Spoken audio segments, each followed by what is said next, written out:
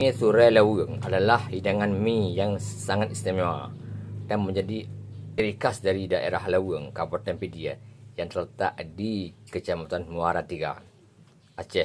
Keunikan utama dari mi Laweng ini adalah terletak pada penambahan ikan tongkol segar atau ikan tuna yang baru saja didaratkan dari laut. Beberapa poin penting tentang mi Surai Laweng. Bahan utama mi surai yang digunakan biasanya adalah mi kuning basah atau juga mi instan. Yang membedakannya adalah tambahan daging ikan tongkol segar yang dipotong dadu.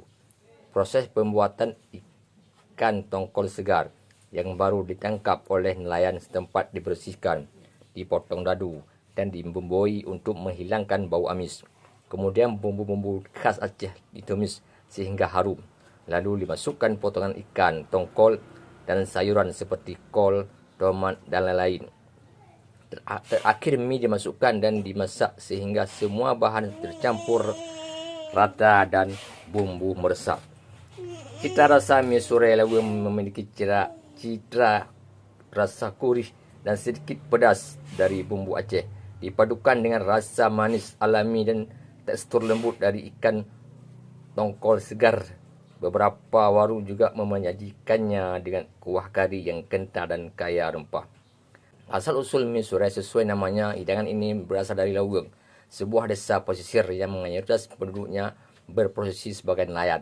Ketersediaan ikan tongkol segar inilah yang menjadikan inspirasi bagi mereka untuk menciptakan hidangan mi Surai yang unik ini. Mi Surai Laweng bukan hanya sekedar hidangan mie, tetapi juga merupakan bagian dari kekayaan kuliner Aceh yang patut untuk dicoba. Kesegaran ikan tongkol yang terpadu dengan bumbu khas Aceh menciptakan pengalaman kuliner yang sangat tak terlupakan. Dia uragam Carmila. Uragam. Oh, kamu kira original Carmila berapa? Nya topi Carmila. Karimudin Laweng. Karimudin Laweng alias Karimudin Laweng. Hau dan dia aja dekat kisah apa Carmila. Lu dah leho tinggal jaga Laweng dah. Dia ungkut Surai Laweng, mi Surai Laweng tapi tak pakai Carmila dah. Nah, memang okey Carmila.